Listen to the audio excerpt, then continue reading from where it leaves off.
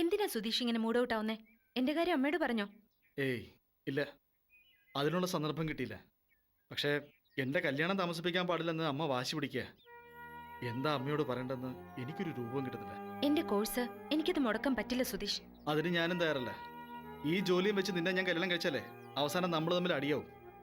കുറച്ചുകൂടെ നല്ലൊരു ജോലിക്ക് വേണ്ടി ശ്രമിച്ചുകൊണ്ടിരിക്കുക ഞാൻ. എന്ന് വെച്ചാൽ കുറെ കൂടെ നല്ല ശമ്പളം. നിന്റെ പഠിത്തം തീരുമ്പോഴേക്കും എന്തായാലും ഞാനത് സംഘടിപ്പിക്കും. ആ അത് മതി. ഒന്നിച്ച് ജീവിക്കാൻ തുടങ്ങിയാല് അടിപൊളിയായിട്ട് തന്നെ നമുക്ക് കഴിയണം. ഒരു നല്ല വലിയൊരു വീട് വാടകയ്ക്ക് എടുക്കണം. അല്ലാതെ ഇപ്പൊ ഞാനും സുധീഷും താമസിക്കുന്ന പോലെ ഒരു തല്ലിപ്പൊളി സെറ്റപ്പ് എന്തായാലും നമുക്ക് വേണ്ട. പിന്നൊരു കാര്യം എന്താന്ന് വെച്ചാ, അമ്മയുടെ വാശിക്ക് വഴങ്ങി ഇപ്പൊ നമ്മൾ കല്യാണം കഴിച്ചാലേ എന്റെ ഫീസും കൂടെ സുധീഷിന്റെ തലയിലാവും. ജേട്ടനാവുമ്പോ രാവും പകലും ഓട്ടോ ഓടിച്ച് എനിക്ക് ഒരു മുട്ടും വരാതെ നോക്കിക്കോളും. ചുമ്മാ സുധീഷ് എന്തിനാ പാതി വഴിക്കാ ഭാരം തലയിലേറ്റുന്ന? നിന്റെ ജയേട്ടനും അച്ഛനും ഒക്കെ കല്യാണത്തിന് എതിരുന്നാലോ? പിന്നെ എന്റെ ജീവിതം എങ്ങനെ മുന്നോട്ട് കൊണ്ടുപോകണം തീരുമാനിക്കുന്നത് ഞാനാ. അല്ലാതെ ജേട്ടനും അച്ഛനും അതിലെന്താ കാര്യം? പഠിപ്പിച്ചൊരു നിലയിലെത്തിക്കുക, അതോടെ തീർന്നു അച്ഛന്റെ ഏട്ടന്റെയും കടമ. അതൊക്കെ ശരി തന്നെ. എന്നാലും എതിർത്താ നീ എന്ത് ചെയ്യും? ഞാനിങ്ങ് ഇറങ്ങിപ്പോരും. ബിടെക് ഡിഗ്രി കൈ കിട്ടിയ പിന്നെ ഞാൻ ആരെ പേടിക്കാനാ? അവസാനം നീ ഇത് തന്നെ എന്നോടും പറയൂ. എന്നുവെച്ചാ? നിന്നെ ഇത്രയും പഠിപ്പിച്ച് വലുതാക്കിയ ചേട്ടനെയും അച്ഛനെയും ഉപേക്ഷിക്കുന്ന നീ പറഞ്ഞോണ്ട് ചോദിച്ചാ? അവരൊക്കെ തനി നാടൻ ആൾക്കാരാ, ജീവിതത്തെ പറ്റി ഒരു പ്രതീക്ഷയില്ലാത്തവര്. ഞാനൊരു എഞ്ചിനീയർ ആവാ, അത് പറഞ്ഞ് മേനി നടിക്കാനാ എന്റെ ഏട്ടന് ഇഷ്ടം. അച്ഛനാണെങ്കിൽ ഏത് നേരവും സൂക്കേടും പരാതി പറച്ചിലും. സത്യം പറഞ്ഞ എനിക്ക് മടുത്തു. രണ്ടുപേരും കൂടി എന്നെ സ്നേഹിച്ചു കൊല്ലുക. നമുക്കൊരു കളർഫുൾ ജീവിതം വേണം. നീ ഞാനും മാത്രമുള്ള ഒരു അടിപൊളി ലൈഫ്. അതിനിടയില് നിന്റെ അമ്മയും എന്റെ ബന്ധുക്കളും ഒരു തടസ്സാവാൻ പാടില്ല.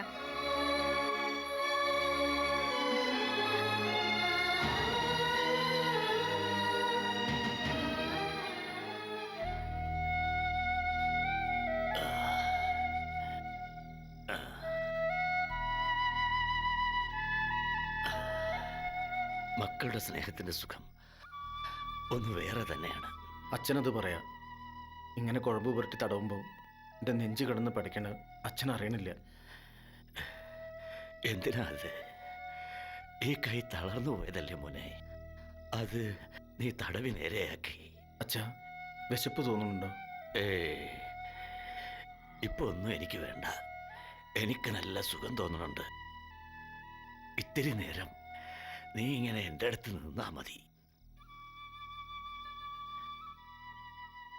ഈ കസേര ഒന്ന് മാറ്റി കാളകളെ പൂട്ടണ ഇടുക്കു കുഴുത്തു പോലെ ഒരെണ്ണം അച്ഛന് വേണ്ടി നീ ഉണ്ടാക്കണം. ഇവിടെ കൊണ്ടുവന്ന് അതിലിട്ട് പൂട്ടിയാ പിന്നെ അനങ്ങാൻ പറ്റരുത് അച്ഛന്. അപ്പോ നിന്റെ ഈ കഷ്ടപ്പാട് പാതി അങ്ങ് കുറയും. എന്തിനാ അച്ഛനെങ്ങനെ തന്നെത്താൻ പരിഹസിക്കണേ? കുടുംബത്തിന് വേണ്ടി രാപ്പകൽ ട്യൂഷൻ എടുത്തോണ്ടല്ലേ അച്ഛൻ എങ്ങനെയായത്? അതെ, അതുകൊണ്ടാ നിന്റെ കാര്യത്തിൽ അച്ഛൻ ഇത്ര പേടി. എന്റെ ഗതി തന്നെ നിനക്കും വരുമോ എന്നാ. അച്ഛാ, വർഷങ്ങൾക്കൊരു ജോലിയും കിട്ടി അവളെ അവളുടെ അന്തസ്സിന് പറ്റിയ ഒരാളുടെ കൂടെ പറഞ്ഞയച്ചു കഴിഞ്ഞാൽ പിന്നെ ഞാൻ ലക്ഷ്യത്തിലെത്തും. പിന്നെ എനിക്കൊരു ടെൻഷനും ഇല്ലല്ലോ അച്ഛാ. നിന്റെ ജീവിതത്തെ പറ്റി നിനക്കൊരു ലക്ഷ്യമില്ലേ മോനെ? എന്നെപ്പറ്റി ആലോചിക്കാൻ എനിക്ക് എവിടെ അച്ഛാ സമയം? അമ്മ മരിക്കുമ്പം നമ്മളെ കയ്യിൽ ഏൽപ്പിച്ചതല്ലേ അവളെ. അന്നു മുതൽ അവളെക്കുറിച്ചല്ലാതെ എന്നെക്കുറിച്ച് ഞാൻ ആലോചിച്ചിട്ടേ ഇല്ല. മോളുടെ കല്യാണം കഴിയട്ടെ എന്നിട്ട് ആലോചിക്കല്ല. ഉന്തിത്തള്ളുന്ന അച്ചിക്ക് നിരങ്ങി അടുക്കുന്ന നായര് എന്നൊരു ചൊല്ല് കേട്ടിട്ടുണ്ടോ നീ? നേരത്തെ ഇല്ല, ഇപ്പം കേട്ടു. എന്താ അച്ഛൻ്റെ അർത്ഥം? നേരം കിട്ടുമ്പോ തന്നെത്താനെ ആലോചിച്ച് കണ്ടുപിടിക്കുക.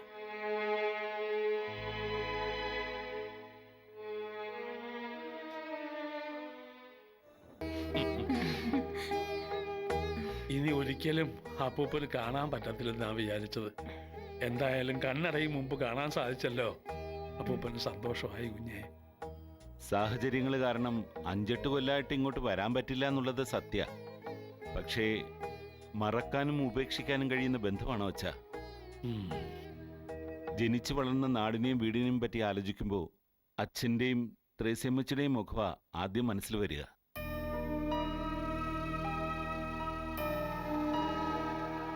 വിഷ്ണുവേട്ടൻ എപ്പോഴും പറയും ത്രേസ്യാമ്മച്ചിയും അച്ഛനും ഒന്നിച്ച് ജീവിക്കുന്നത് ഒരിക്കലെങ്കിലും ഒന്ന് കാണാൻ കഴിഞ്ഞിരുന്നെങ്കിലെന്ന്. ത്രേസ്യാമ്മച്ചി ഇവിടേക്ക് തിരിച്ചു വന്നു എന്നറിഞ്ഞപ്പോ വലിയ ധൃതിയായിരുന്നു ഏട്ടന് വന്ന് കാണാൻ. ദൈവം എനിക്ക് എൻ്റെ കൊച്ചിനെ തിരിച്ചു തന്നു. ഇപ്പൊ ദാ നിങ്ങളും വന്നു. എല്ലാം എല്ലാം പഴയതുപോലെ ആയി തോന്നുക. ഇതാരാ അപ്പൂപ്പ? നിന്റെ ഇളയച്ചൻ അനന്തന്റെ മോള് സോനയുടെ മോളാ അമ്മുക്കുട്ടി. ആ, അത് ഞാൻ വിളിക്കണ പേരാ. ശരിക്കുള്ള പേര് ആതിര. ചേച്ചി അമ്മുക്കുട്ടിക്കൊരു സമ്മാനം തരാട്ടോ, വാ. ആ, അമ്മുക്കുട്ടിക്ക് എന്താ വല്ലാത്തൊരു സങ്കടഭാവം? അമ്മയില്ലാത്തതിന്റെ സങ്കടമല്ല അവക്ക്, അച്ഛനുണ്ടായിട്ടും അച്ഛന്റെ സ്നേഹം കിട്ടാത്തതിന്റെ സങ്കട. അതൊക്കെ വിശദമായിട്ട് ഞാൻ പിന്നെ പറയാം. ആ പാർവതി, എന്താച്ചാ? വിഷ്ണുവിന്റെ മുറി കാണിച്ചു കൊടുക്കണം. വീണമോക്ക് പ്രത്യേകം വേണം. അവള് വലിയ പഠിത്തമൊക്കെ കഴിഞ്ഞ് വന്നിരിക്കുക. ഇപ്പൊ കൊച്ചുകുട്ടിയൊന്നും അല്ല. എല്ലാം റെഡിയാക്കി വെച്ചിട്ടുണ്ട് അച്ഛാ. എല്ലാവരും ഒത്തുകൂടുമ്പോഴുള്ള സന്തോഷം ഒന്ന് വേറെ തന്നെ അല്ലയോ കുഞ്ഞെ? ശരിയാ ത്രേസ്യാമ്മച്ചി. ഇനി തിരിച്ചു പോകണ്ട കുഞ്ഞെ. അച്ഛന് നിങ്ങളൊക്കെ ഇവിടെ ഉള്ളതാ ഇഷ്ടം. ഇല്ല ത്രേസ്യാമ്മച്ചി, വയസ്സായില്ലേ, ഇനി തിരിച്ചു പോണ്ടെന്ന് തന്നെയാ ഞങ്ങളുടെയും തീരുമാനം. ആ തീരുമാനം ഇനി മാറ്റാൻ നിൽക്കണ്ട. ശരിയാ വിഷ്ണുവേട്ടാ, അമേരിക്കൻ തിരിച്ചു വന്നേ പിന്നെയാ സ്വസ്ഥത എന്താണെന്ന് ഞാൻ അറിഞ്ഞു തുടങ്ങിയേ. വിഷ്ണുവേട്ടനും അത് 2 ദിവസം കൊണ്ട് മനസ്സിലാവും. അതിലിപ്പോ എന്താടി ഇത്ര മനസ്സിലാക്കാൻ? ഈ മണ്ണിൽ കാല് കുത്തിയപ്പോ തന്നെ മനസ്സിൽ സ്വസ്ഥത വന്നു കഴിഞ്ഞു. വീണയ്ക്ക് ചില പ്രോജക്റ്റുകൾ ചെയ്യാനുണ്ട്. ഒരു കമ്പനി ഫോം ചെയ്ത് അവളെ ഒരിടത്ത് ഇരുത്തിയാൽ വിശ്രമിക്കാൻ തന്നെയാ എൻ്റെ അവളുടെയും തീരുമാനം. ആ, എന്താ വീണമോളുടെ ഏർപ്പാട്? ഞങ്ങളിപ്പോ പെട്ടെന്ന് വരാൻ കാരണക്കാരി അവളാച്ചാ. ആ, അവൾ അവിടെ ബിസിനസ് മാനേജ്മെന്റിൽ PG എടുത്തു. ഓ, പിന്നെ നല്ലൊരു കമ്പനിയിൽ മാർക്കറ്റിംഗ് എക്സിക്യൂട്ടീവ് ആയിരുന്നു. ആ. ഇവിടെ ഒരു പുതിയ എക്സ്പോർട്ടിംഗ് ബിസിനസ് തുടങ്ങണം. ഉം. ഒപ്പം ആദിവാസികൾക്കായി അമേരിക്കൻ എയ്ഡുള്ള ഒരു നല്ല പ്രോജക്റ്റും. കോടിക്കണക്കിന് രൂപയുടെ പ്രോജക്റ്റാ. ഓ, വീണയുടെ ആഗ്രഹം പാവങ്ങളെ സഹായിക്കണം എന്നുള്ളതാ. ആ. അമ്പടി മിണ്ടാപ്പൂച്ചയെ പോലെ അവളെ നിൽക്കുന്ന കണ്ടപ്പോ ഞാൻ കരുതിയത് ഇനി അവളെ പിടിച്ച് എത്രയും വേഗം കെട്ടിക്കണെന്നാ. ഇവളുടെ തലയിൽ ഇത്രയൊക്കെ ഉണ്ടാവും വിചാരിച്ചില്ല ഞാൻ. അല്ല, എവിടെ നിങ്ങളുടെ മൂത്ത മക്കള് ഇരട്ടകള് ശിവനും കൃഷ്ണനും? പിന്നെ ഇളയത് വിനീത. ആ, എവിടെ? ശിവനും കൃഷ്ണനും അവിടെ സെറ്റിലായ ആ, അച്ഛാ. ഇളയവൾ പഠിത്തം കഴിഞ്ഞിരിക്കുക. ഓ, എല്ലാരും വരും. ഇനിയിപ്പോ വെക്കേഷനും ഹോളിഡേയ്സും ഒക്കെ വരെയല്ലേ. എല്ലാവരെയും എനിക്ക് കാണണം. എല്ലാവരെയും കണ്ട് മനസ്സ് തളഞ്ഞു നിൽക്കുമ്പോ അങ്ങോട്ട് വിളിക്കണമെന്ന ഭഗവാനോടുള്ള പ്രാർത്ഥന.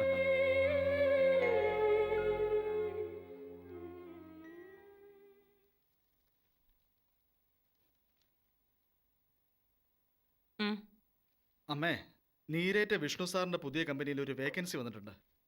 അമ്മയുടെ കൂടപ്പിറപ്പല്ലേ കേശുമാമൻ. അമ്മാവൻ സ്ട്രോങ് ആയിട്ട് റെക്കമെൻഡ് ചെയ്താൽ എനിക്ക് അവിടെ ഒരു ജോലി കിട്ടും. അതിപ്പോ വിഷ്ണു സാറും ഭാര്യയും ഇളയ മകളൂടെ നടത്തുന്ന കമ്പനിയാ. ഒരു അമേരിക്കൻ പ്രോജക്റ്റാ. എന്നാ നീ ഒരു അപേക്ഷ അയച്ചു നോക്ക്. ഓ, അപേക്ഷയൊന്നും അയച്ചാൽ കിട്ടത്തില്ല അമ്മേ. സർട്ടിഫിക്കറ്റ്സ് എടുത്തുകൊണ്ട് നേരെ അങ്ങോട്ട് കയറി ചെന്നാൽ മതി. ഇന്ന ഇന്റർവ്യൂ രാവിലെ 11 മുതൽ വൈകുന്നേരം 6 വരെ. പോന്നുണ്ടോ നീ? ഉച്ചവരെ ലീവ് എടുത്തോണ്ടൊന്ന് പൊയ്ക്കളയെന്നാ തോന്നുന്നേ. എന്താ അമ്മയുടെ അഭിപ്രായം? ഇപ്പൊ എന്റെ ഇടത് കണ്ണ് തുടിക്കുന്നുണ്ട്. നിനക്ക് ഗുണം കിട്ടുമെന്നാ അതിന്റെ അർത്ഥം. ഓ, അതുകൊണ്ടൊന്നും ഒരു ഗുണം കിട്ടാൻ പോകുന്നില്ല അമ്മേ. കേശുമാമൻ പറഞ്ഞ കാര്യം നടക്കും. വേഗം കുളിച്ച് ഇന്റർവ്യൂവിന് പോകാൻ തയ്യാറാകുക. ഞാനൊന്ന് നീരേറ്റ് വരെ പോയിട്ട് വരാം. അത് വേണ്ട, അമ്മ ഫോണിൽ വിളിച്ചൊന്ന് സംസാരിച്ചാൽ മതി. ഞാൻ വിളിക്കാം. നീരേറ്റുകാർക്ക് വേണ്ടി ഒഴിഞ്ഞു വെച്ചല്ലേ കേശുമാമന്റെ ജീവിതം. ഇത്രയും കാലം അവിടെ സേവിച്ചിട്ടും മാമൻ എന്താ കിട്ടിയേ? സ്വന്തം കൂടപ്പിറപ്പായ അമ്മയ്ക്ക് കാലെണ്ണയുടെ പ്രയോജനം കിട്ടിയോ?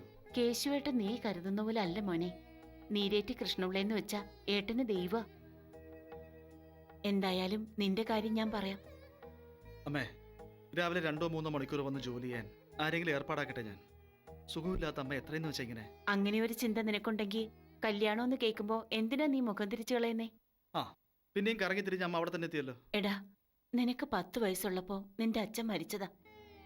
നിറയെ കടം വരുത്തി വെച്ചിട്ടാ അദ്ദേഹം പോയത്. പിന്നെ പറമ്പിലെ വരുമാനം കൊണ്ടും പശുവിനെ വളർത്തിയുവാ അമ്മ നിന്നെ ഒരാളാക്കി എടുത്തെ. ഇനി അമ്മയുടെ ജീവിതത്തിൽ എന്താ വേണ്ടെന്ന് കണ്ടെത്താൻ എന്റെ മോന് പറ്റുന്നില്ലെങ്കിൽ എനിക്കൊന്നും പറയാനില്ല. അമ്മേ, അമ്മ പിന്നെയും പിണങ്ങി. പിണക്കല്ല, സങ്കട. വേലക്കാരി അന്വേഷിക്കുന്നു.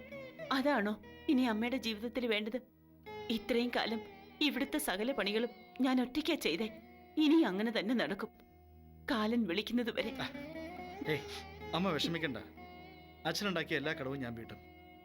അമ്മയുടെ അസുഖത്തിന് ഏറ്റവും നല്ല ചികിത്സയും ഞാൻ തരും. ദാ നീരേറ്റ നമ്പരാ. അമ്മ കേശുമാവനെ വിളിച്ച് ഇപ്പം തന്നെ കാര്യം പറ. ഞാൻ ഉടനെ വിളിച്ച് ഇന്റർവ്യൂവിന് പോകാൻ റെഡിയാവട്ടെ.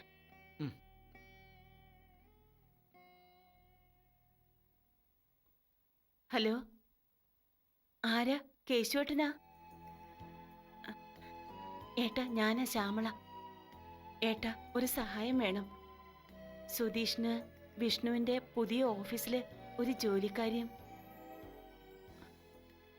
ആ, കേശുമാവിന്റെ അനന്തരവനാണെന്ന് പറഞ്ഞ് ജോലി കാര്യത്തിൽ ഒരു കൺസിഡറേഷനും ചെയ്യാൻ പാടില്ല.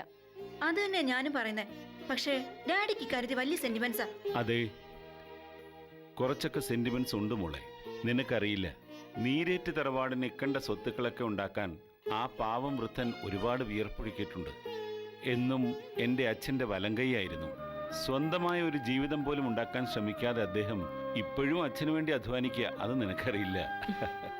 സി വിഷ്ണുവേട്ടാ, നമ്മൾ ആദ്യമായിട്ട് ആരംഭിക്കുന്ന ബിസിനസ്സാ, അതും എൻ്റെ മോളുടെ പേരില്.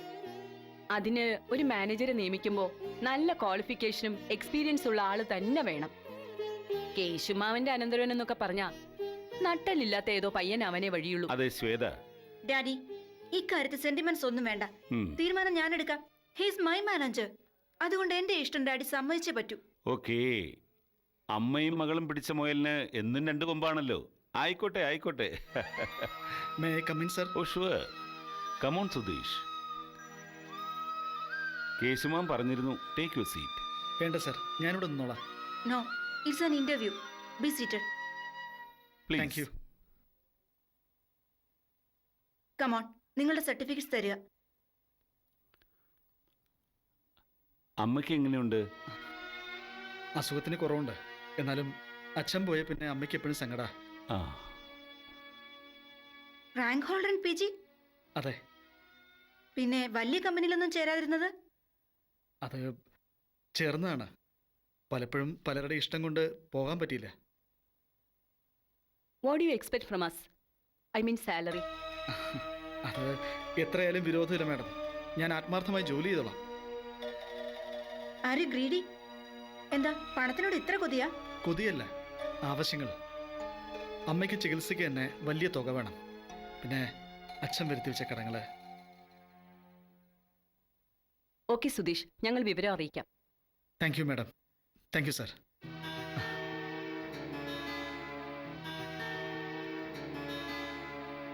എങ്ങനെയുണ്ട്?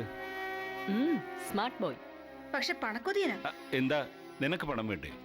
നീ ബിസിനസ് തുടങ്ങുന്ന പണത്തിന് വേണ്ടിയല്ലേ? അടങ്ങി ഒതുങ്ങി നിൽക്കാൻ പറയണം. ആരും തലയിലൊന്നും കയറ്റി വെക്കണ്ട. മാനേജർ എന്ന സ്ഥാനം മാത്രം മതി. കേശുമാവന്റെ അനന്തരവനാണല്ലോ എന്ന സ്വാതന്ത്ര്യമൊന്നും ആരും കൊടുക്കണ്ട. Mind it. എന്നോടല്ല, ഡാഡിയുടെ മമ്മി പറഞ്ഞത്. ആ ആ, ഓക്കെ ഓക്കെ. എന്നും മമ്മിയാണല്ലോ ഉത്തരവിടുന്നത്. ഞാനതങ്ങ് അനുസരിക്കുന്നു. ഇന്നും പതിവ് തെറ്റിക്കണ്ട.